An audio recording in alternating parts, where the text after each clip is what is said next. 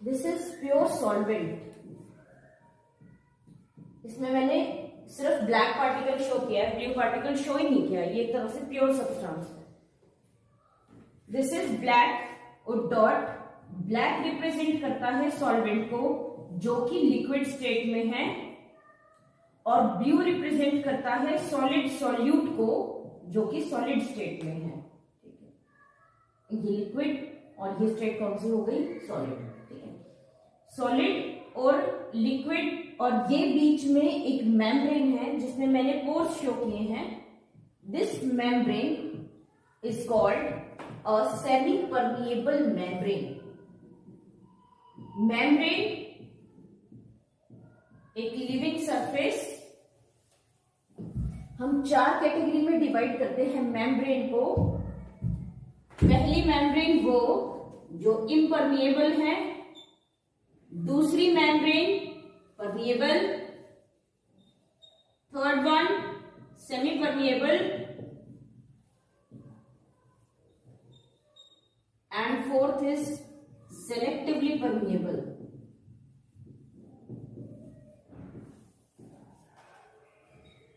First is impermeable, then permeable, semi permeable and selectively permeable, जिसमें से कुछ भी क्रॉस नहीं करे, nothing is able to cross,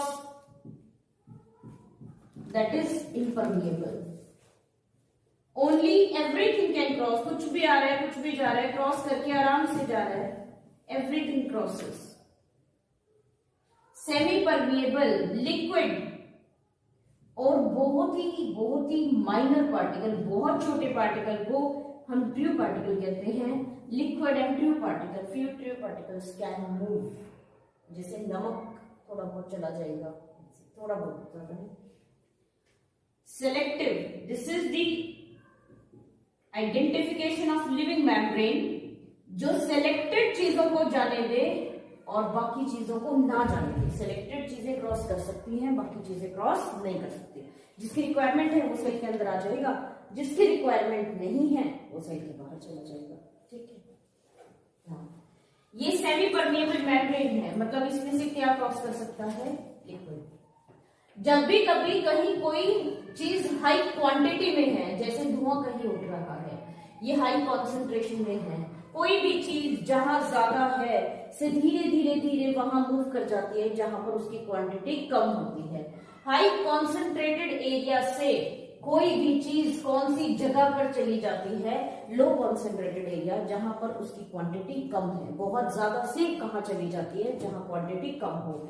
अब इसमें देखा जाए तो यहां लिक्विड ज्यादा है और यहां लिक्विड कम। सॉलिड यहां ज्यादा है और यहां पर कम। अगर नॉर्मली देखा जाता तो यहां पे लिक्विड ज्यादा है और यहां पे लिक्विड क्वांटिटी लो है। Liquid should move from side A to side b. ठीक है, सॉलिड की क्वांटिटी यहां पे नहीं है और इस हिसाब से देखा जाए तो सॉलिड की क्वांटिटी यहां पर ज्यादा है। Solid should move in this direction and liquid should move in this direction. अगर ये मेम्ब्रेन नहीं होती तो तुम जनरली क्या करते? पानी चीनी का और उसके ऊपर नॉर्मल पानी मिला देते। एक ग्लास में चीनी का पानी रखा आधे ग्लास में और उसके ऊपर आधे ग्लास में तुमने क्या मिला दिया? Normal water. तो थोड़ी देर बाद तुम्हें पूरा का पूरा वाटर ही कैसा लगेगा? मीठा लगेगा। वो क्यों लगेगा? क्योंकि चीनी नीचे से कहाँ आ जाती है? ऊपर, और ऊपर वाला पानी कहाँ चला जाता है? नीचे। इसी को तो मिक्सिंग कहते हैं। लेकिन अब क्या कंडीशन है? मिक्सिंग की एक लिमिटेशन है कि यहाँ पे कौन सी मेम्ब्रेन फिट है इनके बीच में? Semi permeable. फ्री नहीं है ये मूव करने के लिए, और सेमी परमिएबल अपने अंदर से सिर्फ किसको अलाउ करती है मूव करना? एक लिक्विड स्टेट को अलाउ करती है, सॉलिड स्टेट को अलाउ नहीं करती है। लिक्विड इसका मतलब ए से बी में चला जाएगा, पर सॉलिड बी से ए में। इस मूवमेंट को जहां सेमी परमिएबल मेम्ब्रेन होने की वजह से मिक्सिंग सिर्फ लिक्विड की हो पाती है, सॉलिड या गैसेस सॉलिड की नहीं हो पाती, ऐसी मूवमेंट को हम कौन सी मूवमेंट कहते हैं? Osmosis movement. अब मैं इसको क्या डिफाइन करूंगी? Movement of liquid from a region of its high concentration. देखो, जब हम बात करते हैं सॉल्यूशन की और मैं सिंपली कह दूं हाई कॉन्सेंट्रेशन, तो तुम क्या समझते हो इससे? क्या ज्यादा है? सॉलिड। और लिक्विड क्या है? कम। बाय डिफॉल्ट सॉलिड ज्यादा, लिक्विड कम। मैंने कहा movement of solvent from its high concentration, मतलब उसकी अपनी क्वांटिटी जहां पर ज्यादा है से कहा जाएगा जहां पर उसकी अपनी क्वांटिटी कम है। यहां पर लिक्विड की क्वांटिटी ज्यादा है, यहां कम है। The liquid will move from side A to B. मैंने पहले डिफाइन क्या लिखी? मूवमेंट ऑफ सॉल्वेंट या movement of liquid from a region of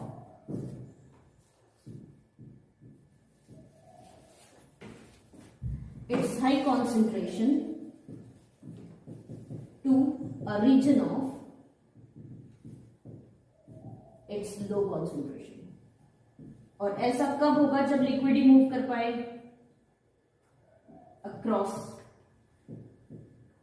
a semi permeable membrane.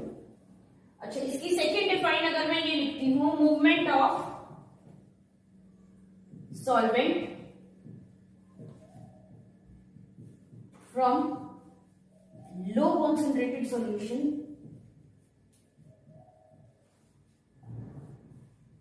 to high concentrated solution। अब ऊपर वाली में across a semi permeable membrane, ऊपर वाली में और नीचे वाली डिफाइन में मैंने लो कॉन्सेंट्रेटेड टू हाई भी लिख दिया और हाई टू लो भी लिख दिया, और दोनों बातें ठीक है। एक में मैं कह रही हूँ लो से हाई में जाएगा और एक में मैं कह रही हूँ हाई से लो में। क्या दोनों में डिफाइन में मतलब समझ पा रहे हो? यहां पर मैंने कहा it's high concentration, movement of liquid from its high concentration, जहां वो ज्यादा है से कहा जा रहा है जहां पर वो कम है। जब मैंने कहा solvent from low concentrated solution, low concentrated solution में क्या कम है? सॉलिड, लेकिन लिक्विड ज्यादा है। से हाई कॉन्सेंट्रेटेड सॉल्यूशन मतलब लिक्विड कम है और सॉलिड ज्यादा। समझ गए? Solution high concentrated and it's high concentration, दोनों में फर्क है। यहां पर मतलब किसका निकला? सॉल्वेंट की अमाउंट ज्यादा है, और यहां पर मतलब किसका निकला? सॉल्यूट की अमाउंट ज्यादा है। ठीक है, दो डिफाइन क्लियर होगी। मैं लो कॉन्सेंट्रेटेड सॉल्यूशन की जगह डाइल्यूट सॉल्यूशन लिख सकती थी। डाइल्यूट का मतलब वही होता है जिसमें सॉलिड कम है। से मैं ये लिख सकती थी डाइल्यूट से कौन सा सॉल्यूशन की तरफ जाना? कॉन्सेंट्रेटेड सॉल्यूशन की तरफ। इसमें देखा जाए तो पार्टिकल नंबर 1 2 3 4 5 6 7 8 9 10, यहां पर पार्टिकल का नंबर कितना है? 10। 1 2 3 4 5 6 7 8 9 10 11 12, यहां पार्टिकल नंबर कितना है? 12। आप मुझे बताइए कौन सी चीज ए से बी में जाएगी या बी से ए में जाएगी? दोनों का यहाँ पे वॉल्यूम सेम है, इसका मतलब टोटल नंबर ऑफ पार्टिकल बराबर है, पर इसमें 10 पार्टिकल सॉलिड थे और इसमें 12 पार्टिकल सॉलिड थे। इसे क्या समझते हो? सेमी परमेबल मेम्ब्रेन के अक्रॉस क्या सॉलिड मूव कर सकता है? मूव तो सिर्फ लिक्विड करेगा। अब लिक्विड भी कहाँ मूव करेगा? जहां पर ज्यादा है से जहां पर कम है, वो तो देखो। Solid is more, solid is less, तो लिक्विड मोर होगा। यहाँ पे सॉलिड ज्यादा है ना, तो यहाँ पे लिक्विड क्वांटिटी क्या होगी? लेस। मैं ये भी कह सकती हूँ ये कॉन्सेंट्रेटेड सॉल्यूशन है, मैं ये भी कह सकती हूँ ये डाइल्यूट सॉल्यूशन है। The liquid will move from A to B. This movement of liquid from a low concentrated solution to a high concentrated solution is called an osmosis process. Osmosis भी किस पे डिपेंड कर रहा है? अगर दोनों जगह पार्टिकल सेम होते, दोनों जगह पार्टिकल अलग हैं, तो ऑस्मोसिस फिनोमेना मुझे नजर आ रहा है। ठीक है, किस पे डिपेंड कर रहा है? नंबर ऑफ पार्टिकल पे। जैसे ही मैंने सॉल्वेंट में पार्टिकल मिलाया, पार्टिकल का नंबर वेरी होते ही पार्टिकल या लिक्विड मूव करना स्टार्ट कर देता है इधर से उधर। सेमी परमिएबल मेम्ब्रेन के अक्रॉस दो सॉल्यूशन को रखूं और मूवमेंट नजर आए, वो तभी नजर आएगी जब पार्टिकल का नंबर वेरिएबल होगा। इसलिए सॉल्वेंट जो ऑस्मोसिस शो करता है वो भी एक कॉलिगेटिव प्रॉपर्टी है। दो सॉल्यूशन को सेमी परमिएबल मेम्ब्रेन से सेपरेट करूं, नंबर ऑफ पार्टिकल दोनों में अगर अलग होंगे तो they will show the phenomena of osmosis. अगर पार्टिकल 4 है, दोनों में मास अलग है, कोई फर्क नहीं पड़ेगा। पार्टिकल एक में 4 और दूसरे में 8 और मास फिर भी बराबर है, क्या इसमें ऑस्मोसिस नजर आएगी? एक के 4 और एक में 8, वजन 4 और 8 का बराबर है, लेकिन फिर भी ऑस्मोसिस नजर आएगी। इसका मतलब मास भी डिपेंड नहीं कर रही प्रॉपर्ली, इस पर डिपेंड कर रही है, नंबर ऑफ द पार्टिकल पर डिपेंड कर रही है। जब भी कोई चीज मूव करती है, चलती है, तो एक फोर्स से चलती है, ठीक है। साइकिल भी तुम्हारी तरफ चली आ रही हो या कोई भी चीज तुम्हारी तरफ चली आ रही हो तो एक फोर्स से चलती है। अगर हम पानी का टैप भी ऑन करते हैं तो water comes out through a pressure. हर चीज जो मूव कर रही है, और वो भी एक ऐसी दीवार के जरिए जिसमें कि पास करने की जगह नहीं है, ऐसी चीज से जब हो जाएगी तो इस दीवार के ऊपर प्रेशर क्रिएट करेगी, ठीक है। मैं जानना चाहती हूँ वो प्रेशर कितना क्रिएट होगा, उस प्रेशर को क्या कहेंगे। देखो लिक्विड ए से बी में गया, दीवार पे धक्का मारते हुए जाएगा, इसको हम क्या कहते हैं, प्रेशर, ठीक है। ऑस्मोसिस की वजह से ये प्रेशर लगा इसके ऊपर, ऑस्मोसिस नहीं होती तो इसके ऊपर प्रेशर नहीं आता। इस प्रेशर को हम कौन सा प्रेशर कहते हैं, osmotic pressure. This pressure is called an osmotic pressure, ठीक है। अगर पार्टिकल का नंबर बराबर है दोनों तरफ, यहां भी 10 और यहां भी 10, तो हर्षित क्या मुझे कोई ऑस्मोटिक प्रेशर नजर आएगा, क्योंकि पार्टिकल मूव ही नहीं कर रहा। अगर यहाँ पे 12 है, पार्टिकल कहाँ आएगा, 10 से लेकर 12 की तरफ, तो मुझे नजर आएगा ऑस्मोटिक प्रेशर आएगा। अगर मैं यहाँ पार्टिकल 14 कर दूं, 18 कर दूं, 30 कर दूं, जितना दोनों में फर्क ज्यादा होगा उतना पार्टिकल प्रेशर से मूव करेगा, और जितना प्रेशर से मूव करेगा उतना ही क्या जनरेट हो जाएगा, उसी को हम क्या कहेंगे, ऑस्मोटिक प्रेशर, ठीक है। वो प्रेशर तो हमने किससे नापा था, वेपर प्रेशर, बैरोमीटर। वो तो वेपर जो आके प्रेस कर रहा है उसको, उससे प्रेशर नापा उसने। यहाँ पे तो वेपर्स नहीं है, यहाँ के प्रेशर को तो मैं बैरोमीटर से नहीं निकाल सकती। अब मुझे यहाँ का प्रेशर कैलकुलेट करना है। ऑस्मोटिक प्रेशर को कैलकुलेट कैसे करोगे, मेजर कैसे करोगे। कैलकुलेट मतलब क्या, फॉर्मूले लगा के निकालना, और मेजर मतलब क्या, एक्सपेरिमेंट करना, ठीक है। और तीसरा पहले कैलकुलेट कैसे करोगे और फिर मेजर कैसे करोगे। पहले देखते हैं मेजर कैसे करेंगे। हम इसके ऊपर एक पिस्टन लगा देते हैं, ए से लेके बी में आ रहा है ना, मुझे कैसे पता चलेगा, अब पानी चलता हुआ तो नजर नहीं आएगा, दोनों जगह मैंने वॉल्यूम सेम दिया था। ऑस्मोसिस होगी तो पार्टिकल इधर आएगा, और पार्टिकल इधर आया तो द वॉल्यूम विल राइज। एक जगह लेवल बढ़ जाएगा और एक जगह लेवल कम हो जाएगा। हमने शुरुआत की थी बैलेंस्ड लेवल से, लेकिन कुछ टाइम के बाद एक जगह का लेवल ज्यादा और एक जगह का लेवल क्या पाएगा, कम। ये जो बैलेंस लेवल था, अभी ऑस्मोसिस नहीं थी, ये जो लेवल गड़बड़ा गया, ये किसकी वजह से गड़बड़ हुआ, ऑस्मोसिस। जितनी ऑस्मोसिस होगी उतना गड़बड़ होगा, ठीक है। यहां पर मैंने एक पिस्टन अप्लाई कर दिया। पिस्टन मतलब एक ऐसी रॉड जो कि चीज को मूव नहीं करने देगी, जो फोर्स अप्लाई कर सकती है उसके ऊपर, ठीक है। मैंने यहाँ पर एक पिस्टन अप्लाई कर दिया, और पिस्टन अप्लाई करने के बाद इसके ऊपर एक वायर गॉज लगा दी, वायर गॉज नहीं, एक सिंपल प्रेशर गॉज लगा दिया। ये जो प्रेशर गॉज होता है ये आपको डायरेक्ट बता देता है कि ये जो पिस्टन आप प्रेस कर रहे हो ये कितना प्रेशर लगा रहे हो। पिस्टन के रियल लाइफ में देखा है, यहाँ पे भी एक ना गॉज लगा दिया जो कि आपको ये बताएगा कि आप इसके ऊपर कितना प्रेशर लगा रहे हो, ठीक है। जैसे ही हम इस सिस्टम को एक्टिवेट करेंगे, ये वॉल्यूम यहाँ था, आपने पिस्टन यहाँ तक लगा रखी थी, the water will try to enter in this side, जिसकी वजह से लेवल क्या होने लगेगा, राइज। लेवल को चेंज जब हो रहा है तो आपको एक प्रेशर लगाना पड़ेगा ताकि लेवल वही रहे। जितना पार्टिकल यहाँ आएगा उतना ही आपको क्या लगाना पड़ेगा, प्रेशर। आपको जितना प्रेशर लगाना पड़े ताकि यहाँ वाटर ना आए, जितने प्रेशर से पानी आ रहा है उतना प्रेशर आपको लगाना पड़ेगा रोकने के लिए। कोई इस दरवाजे को धक्का दे रहा है, मैं चाहती हूँ कि वो प्रेस ना करे, तो मुझे भी रिवर्स में प्रेशर ही लगाना पड़ेगा। वो जो रिवर्स में मैंने प्रेशर लगाया, कितना लगाऊंगी, उतना ही जितना सामने वाले ने प्रेशर अप्लाई किया होगा।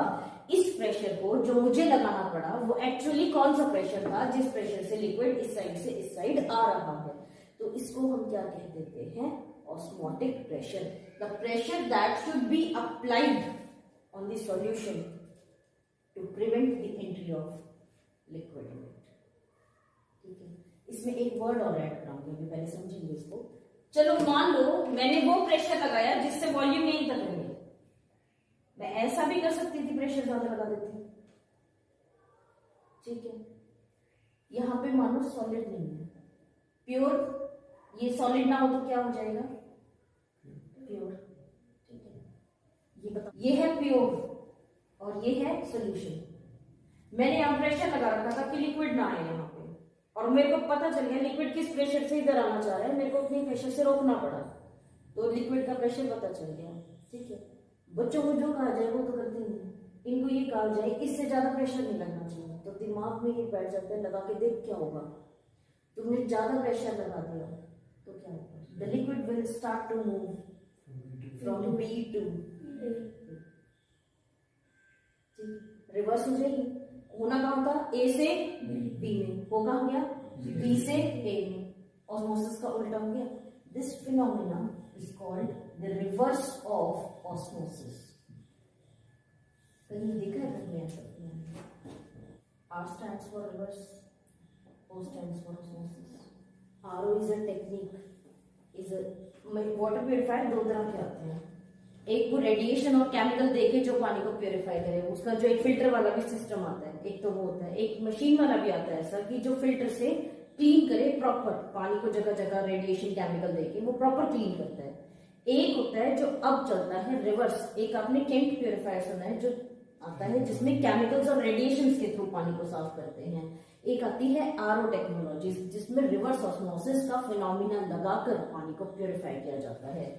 ये वाली जो साइड है ये आपकी वाटर टैंक से कनेक्टेड होती है, इसकी जो पाइप होती है ये आपके टैप से कनेक्टेड होती है। For suppose this is the tap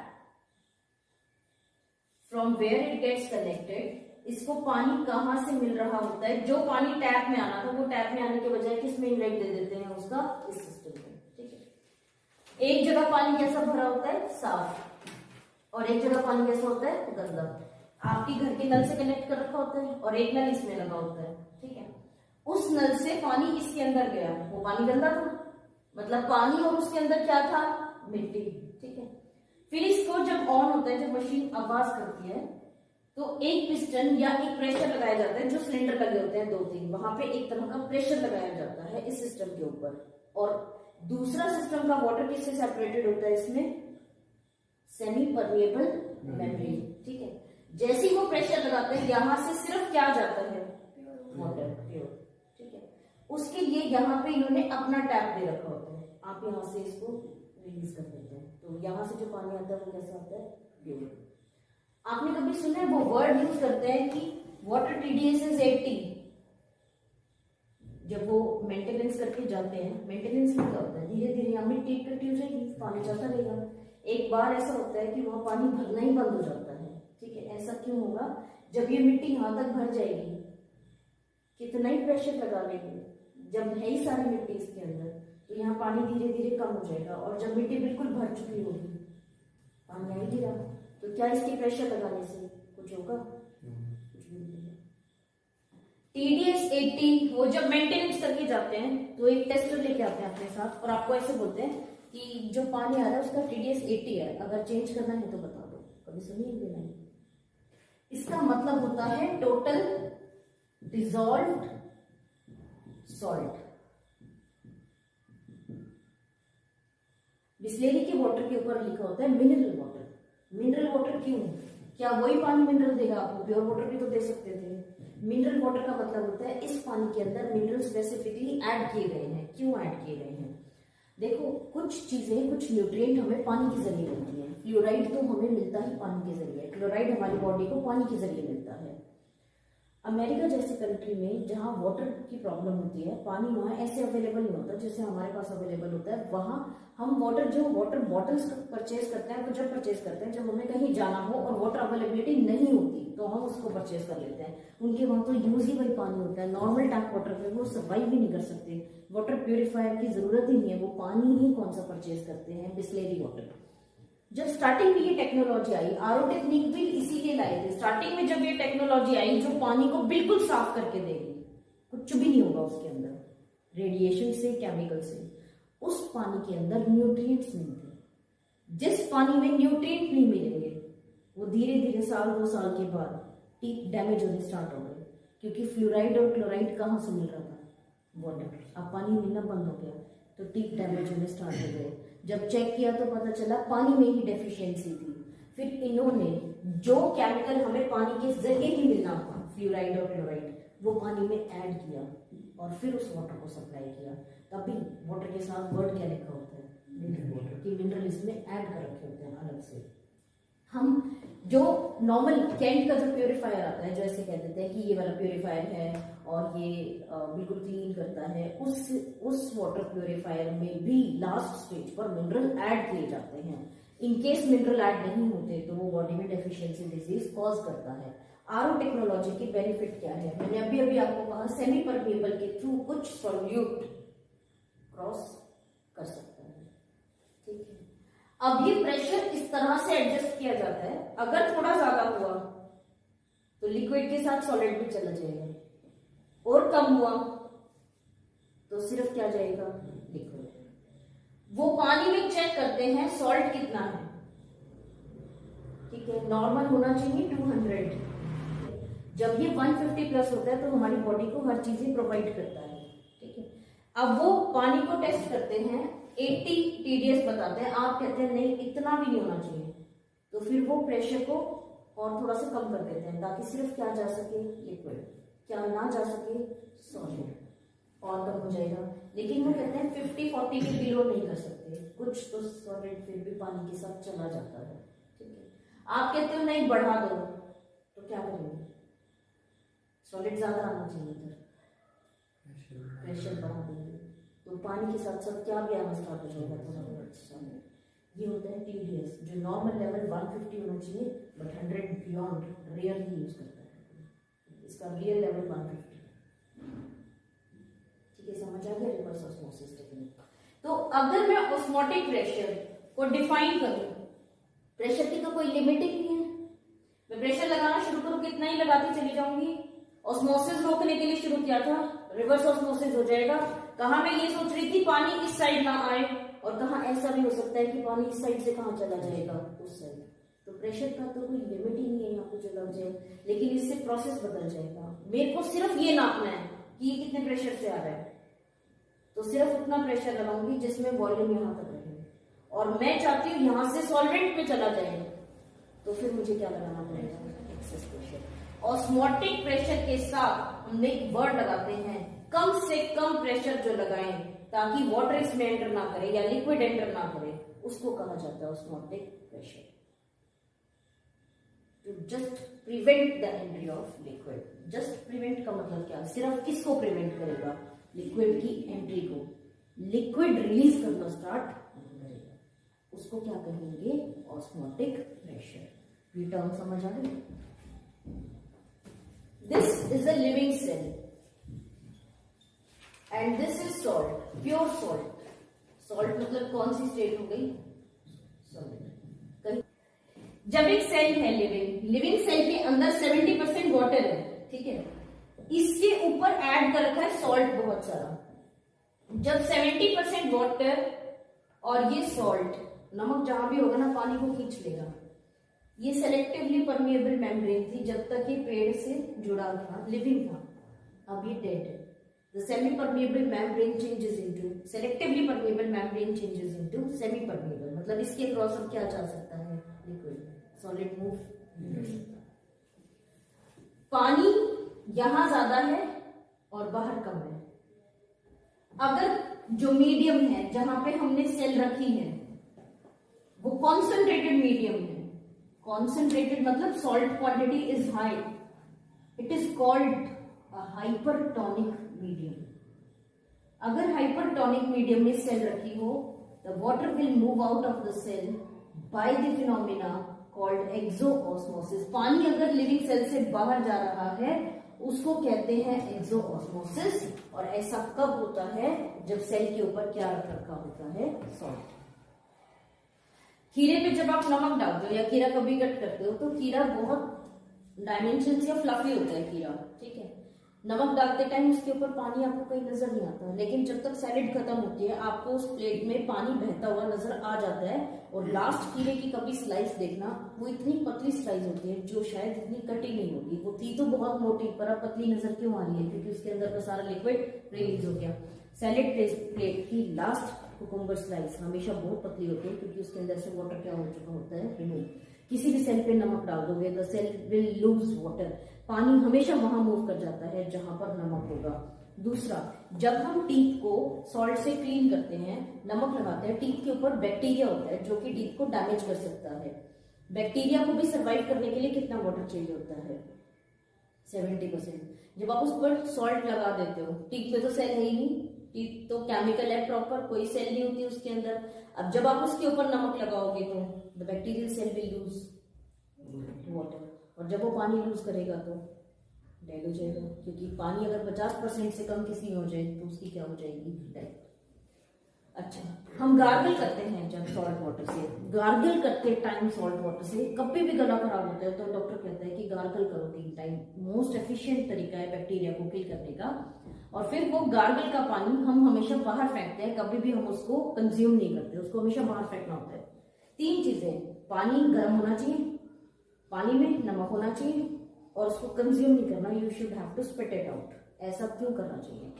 जब आप उसमें नमक डालते हो, आप जब उसको गार्गल करते हो तो सॉल्ट को बैक्टीरिया के बहुत पास ले जाते हो। बैक्टीरिया में से क्या लूज हो जाता है? वाटर। वाटर लूज होने से वो अनकॉन्शियस हो जाते हैं। पानी गर्म है, हीट, कोई पानी की प्यास भी लगी हो और गर्मी भी बहुत तेज हो जाए, it will lead to death of joint cell. Unconscious हो जाते हैं, कुछ की डेथ हो जाती है। ठीक है, आपने वो पानी कंज्यूम कर लिया सपोज, ठीक है, वो बैक्टीरिया पानी में मिक्स हो गया और वो पानी कहाँ जाएगा? स्टमक में। अगर अनकॉन्शियस बैक्टीरिया वहां जाके होश आ गया तो it will cause stomach infection. हमेशा कभी ऑब्जर्व करना, कफिंग के बाद स्टमक इन्फेक्शन हो जाते हैं। कफिंग के बाद स्टमक इन्फेक्शन क्यों हुए? जो कफ अगर वो वेंट पाइप से निकल के फूड पाइप में चला गया तो जो इन्फेक्शन वेंट पाइप में था वही इन्फेक्शन कहाँ ट्रांसफर हो गया? फूड पाइप में। इसीलिए स्टमक इन्फेक्शन कफ इन्फेक्शन के बाद आ जाता है, जिसको कहते हैं पता नहीं चल रहा कि दिक्कत गले में है कि दिक्कत पेट में। स्टार्ट कहाँ से हुई होती है? वो नेक से। क्लियर हो गया? जब नमक बनाते हैं तो सॉरी अचार बनाते हैं तो अचार में नमक और हल्दी डालकर छोड़ देते हैं कुछ दिन, ठीक है। आम तो खराब हो जाता है अर्षित, 1 दिन 2 दिन, ज्यादा ज्यादा 3 दिन। आम का अचार तो 3 साल भी खराब नहीं होता। ऐसा उसके अंदर क्या है? जब नमक और हल्दी डाल के 3 4 5 दिन तक लगातार उसको नमक हल्दी डालते हैं, और जब नमक हल्दी डालते हैं तो उसमें पानी इकट्ठा होता है नीचे, बार बार उस पानी को फेंक देते हैं और जो स्लाइसेस हैं उनको धूप में सुखा देते हैं, ठीक है। नमक डालने से बैक्टीरिया के अंदर की और उसके अंदर सेल जो मैंगो स्लाइस है उसमें भी पानी है 70%। पानी जब तक होगा, फंगस और बैक्टीरिया को पानी चाहिए, जहां खाने की चीज में पानी मिलेगा वहीं उग जाएगी। जैसे उसको पानी मिलता है तो पानी मैंगो स्लाइसेस में से कम करना होता है, उसके लिए नमक डाल देते हैं। नमक डालती मैंगो स्लाइसेस से पानी कहाँ आ जाता है? बाहर। पानी कम हो गया ताकि बैक्टीरिया फंगस ग्रो ना करे। फिर हल्दी क्यों लगाते हैं? हल्दी एंटीबायोटिक है, जो ऑलरेडी बैक्टीरिया फंगस उसमें है उनकी डेथ हो जाए। सुखा क्यों देते हैं? जो पानी बाहर निकाला है उस पानी को रिमूव भी करना है तो उसके लिए उसको क्या कर देते हैं? धूप में सुखाते हैं, नमक डाल के सुखाते हैं। चीज या तो धूप में सुखाई जाती है किचन की, और या फिर नमक डालकर सुखाई जाती है, ठीक है। जब काऊ बफेलोज की डेथ होती है उनको क्रीमेट करते हैं तो नमक की बोरी डालते हैं उसके ऊपर ताकि वो जल्दी हील हो जाए, जल्दी जल्दी डिकम्पोज हो जाए। वो क्यों करते हैं? नमक लिविंग सेल है सारी, नमक डालते ही सारा लिक्विड कहाँ जाएगा? बाहर। क्वांटिटी रिड्यूस हो जाएगी काफी और उसकी प्रोसेसेस हो जाएगी। समझ आ गया?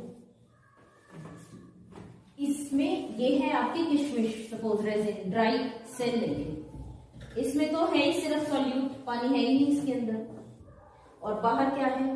Water. The water will move from water to the cell. छोले भिगोते हैं, चने भिगोते हैं, किशमिश भिगोते हैं, बादाम भिगोते हैं, सब में पानी इनके अंदर चला जाता है क्योंकि इनके अंदर सॉल्यूट ज्यादा है, पानी कम है। जब सेल किसी ऐसे मीडियम में रखी हो जो डाइल्यूट हो, the dilute medium is called hypotonic medium. Hypotonic medium leads to endosmosis. Hypotonic medium leads to endoosmosis which leads to swelling of the cell, ठीक है। अगर दोनों में इक्वल क्वांटिटी हो, सेल में और मीडियम में। If cell and medium have equal quantities of solute, कुछ भी कहीं मूव नहीं करेगा, ऐसे मीडियम को हम कहते हैं आइसोटोनिक मीडियम। कोई मूवमेंट, कोई ऑस्मोसिस नजर नहीं आएगी। एक क्वेश्चन कभी कभी आ जाता है 0.9% salt solution is isotonic with blood, मतलब 100 ग्राम पानी में कितना नमक हो, 0.9। नमक खाने से वॉमिटिंग क्यों हो जाती है? पानी अगर नमक ज्यादा हो जाए बॉडी वॉमिट्स। सॉल्ट स्टमक में गया, stomach cells will lose water, पानी बढ़ जाएगा स्टमक में, the water will try to remove, उसके लिए वॉमिटिंग हो जाती है। जब ग्लूकोज की ड्रिप लगाते हैं ना तो उस पर मेंशन होता है 0.9% ग्लूकोज सोल्यूशन, या जितना भी किससे आइसोटोनिक हो, ब्लड का और उसका ऑस्मोसिस लेवल क्या होना चाहिए, सेम। ज्यादा हो गया मान लो पानी, तो सेल्स में भरना चालू हो जाएगा, सेल्स बढ़ जाएंगे। और कम हो गया ब्लड में, तो सेल्स से पानी किस में आना चालू हो जाएगा, ब्लड में, फिर ब्लड वेसल फट जाएंगे। तो जब ग्लूकोज की ड्रिप लगाई जाती है तो ये ध्यान रखा जाता है कि जो ग्लूकोज वाटर है that is totally isotonic with the blood, ताकि सेल से ब्लड में ना भरे या ब्लड से सेल में ना भरे, दोनों में से एक कोई डैमेज हो जाएगी। ठीक है, क्लियर हो गया? Now osmotic pressure is directly proportional to number of particles. Osmotic pressure is directly proportional to number of particles present in the solution. जितने सॉल्यूशन में पार्टिकल ज्यादा होंगे ऑस्मोटिक प्रेशर भी उतना ज्यादा होगा। Pi value is directly proportional to number of moles of solute. वही particle का मतलब क्या है, मोल्स। जितने पार्टिकल ज्यादा मोल ज्यादा, उतना osmotic. Pi value, pi is the symbol used for osmotic pressure. Pi is directly proportional to temperature, मतलब यही काम मैं करती 20 डिग्री पर और यही काम मैं करती 40 डिग्री पे, तो 40 डिग्री पे ज्यादा होता, क्यों ज्यादा होता? पानी 20 डिग्री पे, पानी 80 डिग्री पे, 80 डिग्री का पानी खुद ही चल रहा होता है, तो काइनेटिक एनर्जी किसकी ज्यादा होती है, 80 डिग्री पे। तो जितना टेम्परेचर बढ़ता जाएगा काइनेटिक एनर्जी बढ़ता जाएगा, चीज जल्दी जल्दी चलेगी, ऑस्मोसिस में चलना ही है। Osmotic pressure is inversely proportional to volume. एक नदी को और दूसरी नदी को इस तरह से सेग्रीगेट करते हैं जैसे हमने अभी किया था, और एक ग्लास पानी को करते हैं, तुम्हें किस में क्लैरिटी से नजर आती है ऑस्मोसिस? नदी में वॉल्यूम इंक्रीज नजर आ जाता तुम्हें? कभी भी नजर नहीं आएगा, क्योंकि पानी कितना ही चला जाएगा दूसरी तरफ, इतना ज्यादा वॉल्यूम है कि वॉल्यूम का इंक्रीज डिटेक्टेबल नहीं होता। तो जितना वॉल्यूम बढ़ता जाएगा ऑस्मोटिक प्रेशर उतना ही क्या होता चला जाएगा, कम। जैसे किसी भी बिल्डिंग का गेट जितना छोटा होगा उतना ही प्रेशर क्या लगेगा, ज्यादा, और गेट जितने बड़े होते जाएंगे प्रेशर उतना ही क्या होता चला जाएगा, कम। Pi value is inversely proportional to volume. Pi is proportional to n by v into t. Proportionality sign हटाएंगे तो लगाएंगे constant. The constant is r. इसको ये गैस constant होता है, और यहाँ पे इसको osmotic pressure constant भी बोल देते हैं, by v. n by v number of moles per unit volume. Pi equals to C R T. C stands for molarity.